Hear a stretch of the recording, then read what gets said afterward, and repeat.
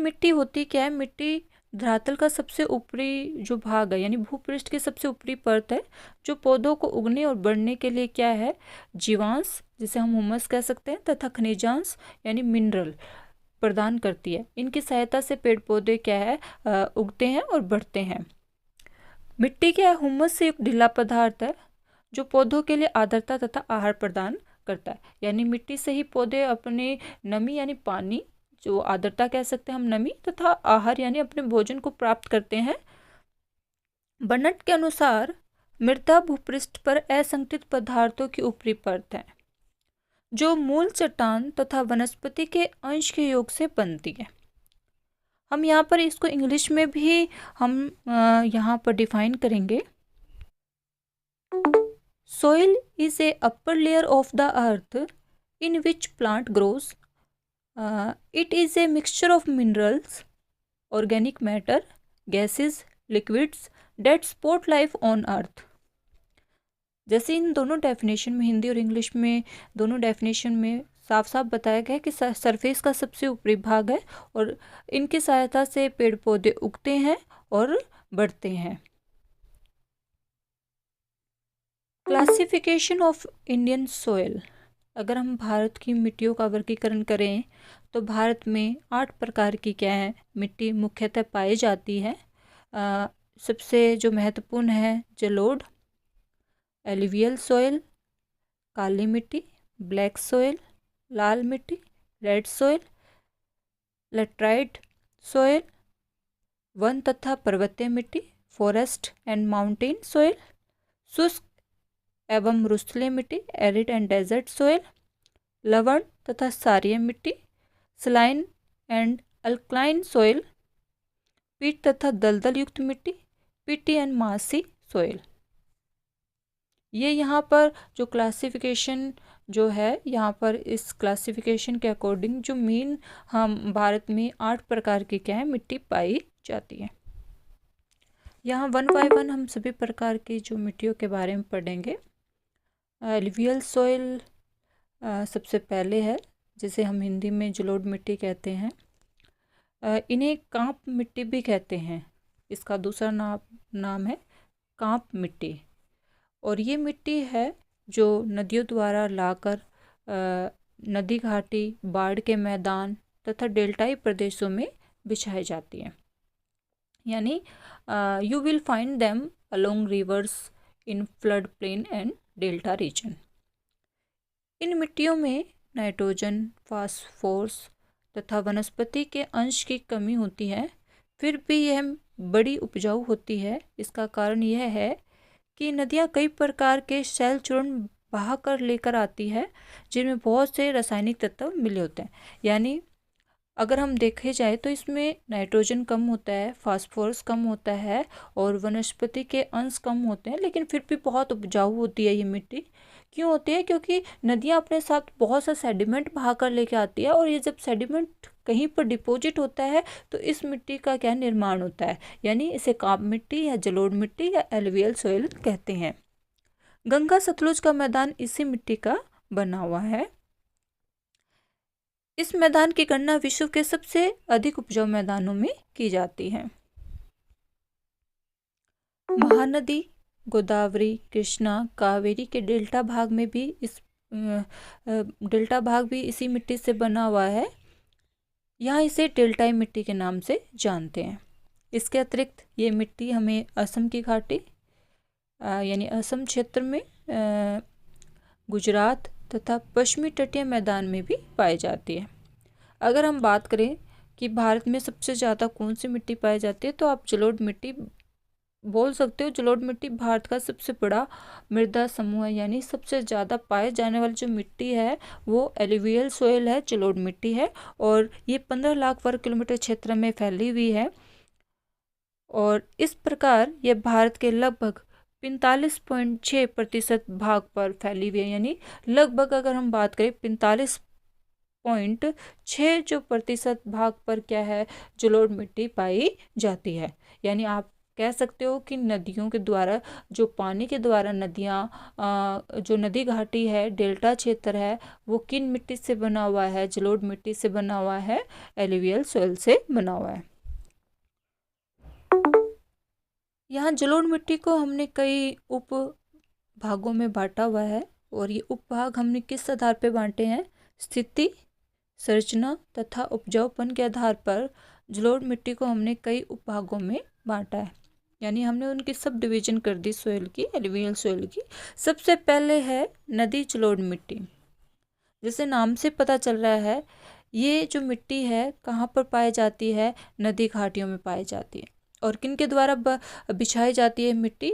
नदियों द्वारा। इसका अधिकतम विस्तार भारत के उत्तरी मैदान में पाया जाता है। सिंधु, गंगा, ब्रह्मपुत्र, उसकी सहायक नदियों ने विशिष्ट क्षेत्र में तलछट का निक्षेप किया और इस मिट्टी का निर्माण किया। यानी नदियों द्वारा जो मिट्टी लेके आए हैं, और नदियों ने जहाँ पर उस मिट्टी को डिपॉजिट किया है, उस मिट्टी को हम नदी जलोढ़ मिट्टी कहते हैं। दूसरे प्रकार की जो उपविभाग किया है, तटीय जलोढ़ मिट्टी, कोस्टल एलुवियल सोइल। जैसे नाम से पता चल रहा है, ये कौन से भागों में मिलती है? तटीय भागों में मिलती है, और इनका जो निक्षेप है वो समुद्री लहरों द्वारा किया गया है। कभी कभी नदियाँ भी तटीय भाग में निक्षेप करती है, जिससे इन मिट्टी का निर्माण में वृद्धि होती है।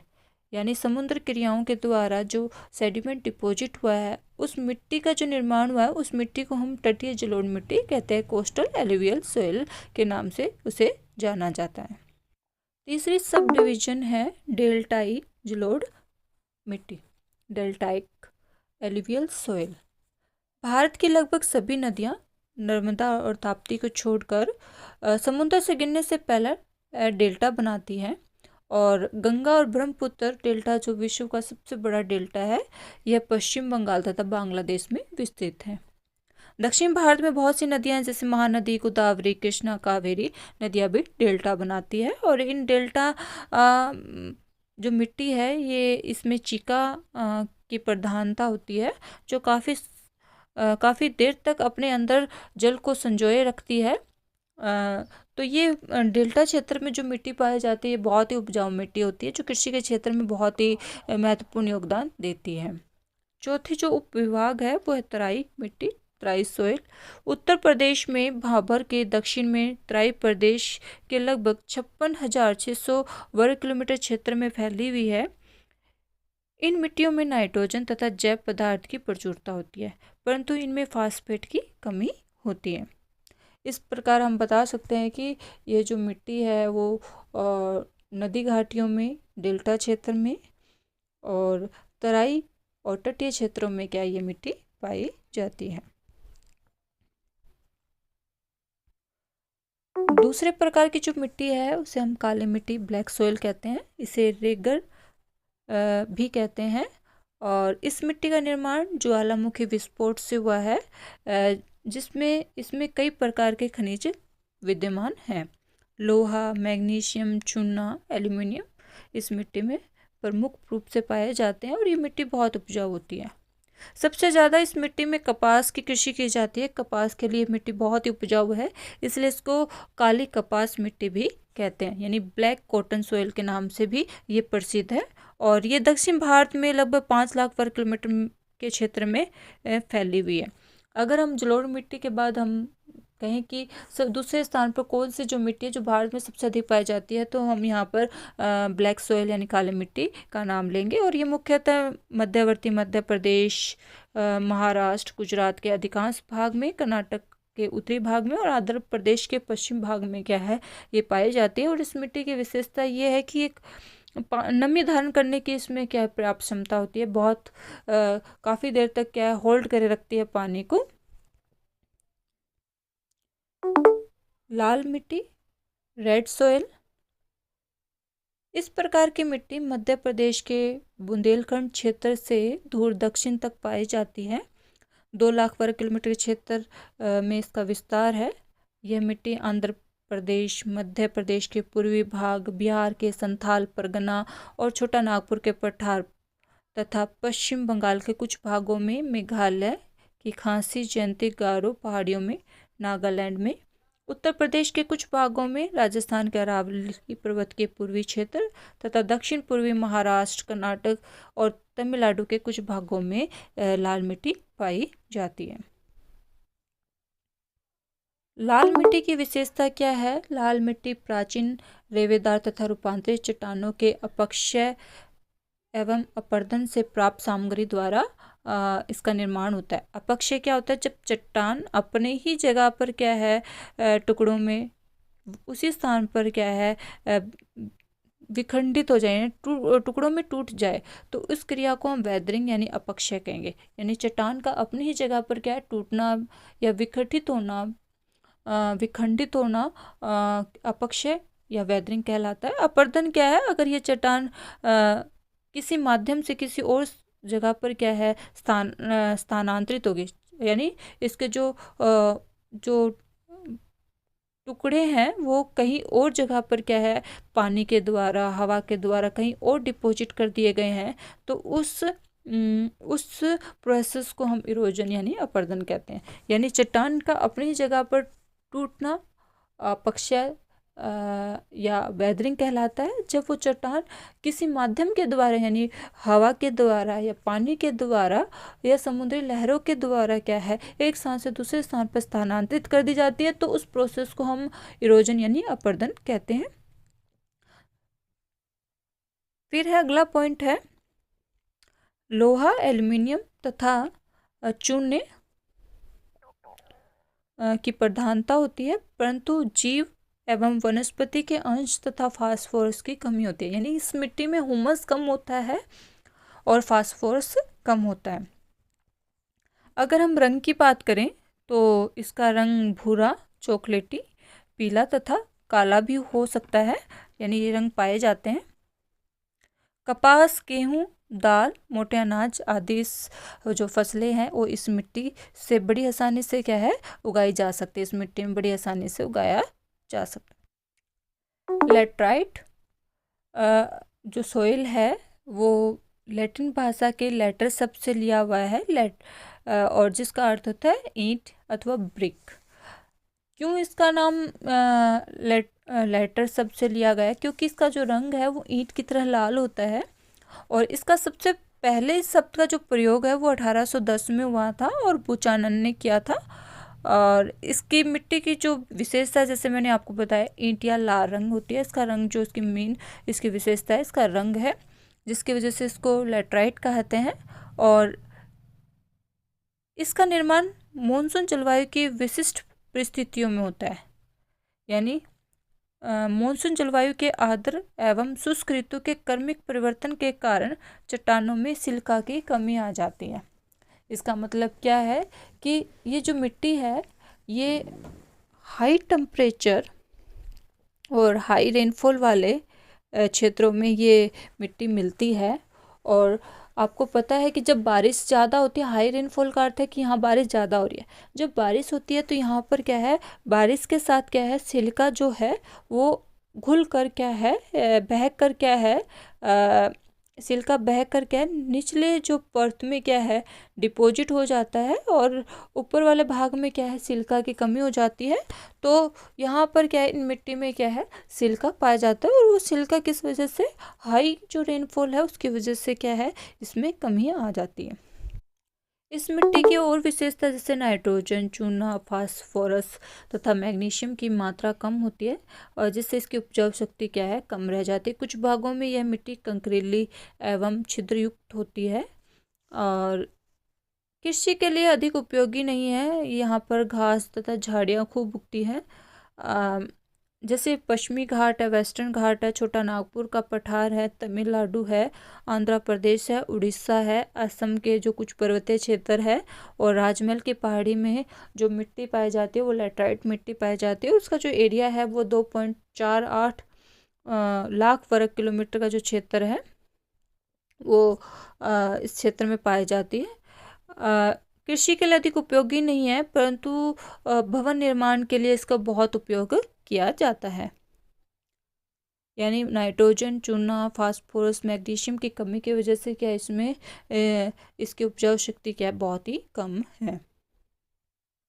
वन तथा पर्वतीय मिट्टी, जैसे नाम से पता चल रहा है, ये कौन से क्षेत्र में पाई जाएगी? जिन क्षेत्र में वन हो या पर्वतीय भाग हो, उन क्षेत्रों में हम वन तथा पर्वतीय मिट्टी पाई जाती है।